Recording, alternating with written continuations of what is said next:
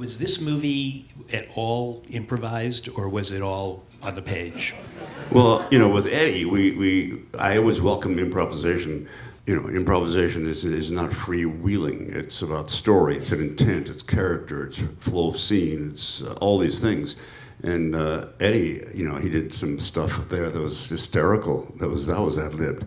But Steve wrote this movie, and that's the joy that he trusts me, and then I trust him. So let's talk about that transition to directing from your acting career, from your performing career. Mm-hmm.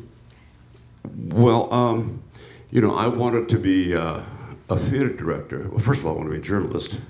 And then I came to New York when I was 19, and I wanted to be a theater director, but I was too frightened to even say that. And I quit doing puppets when I was about 18 years old.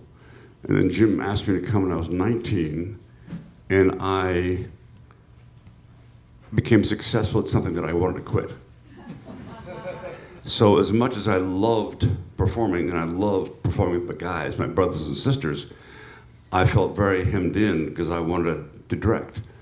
And Jim is the one who gave me all the help, because when he was doing Dark Crystal, first of all, I gave myself 10 years to direct. I said, I'm going to take myself 10 years of learning to direct.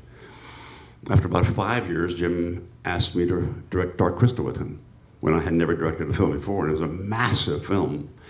And then he asked me to direct Muppets Take Manhattan, and after that, David Geffen asked me to do Little Shop of Horrors, and after that, Orion asked me to do Dirty Rotten Scoundrels, and after that, I just kept on. I didn't screw up, so they kept on asking me.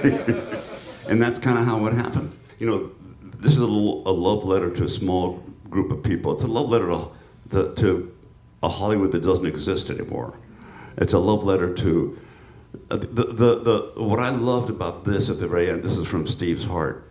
Is the heart and soul of this whole movie, besides it being funny, is when they're all sitting there looking at the movie over there. They're all sitting there, and all their faces, and this is what they dreamed. This was their dream.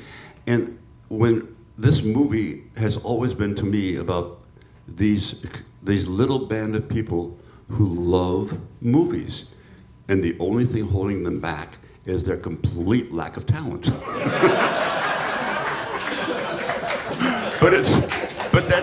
But that's endearing, because they still believe in those faces, And that's where the heart and soul of the movie was, just four faces looking at this piece of shit.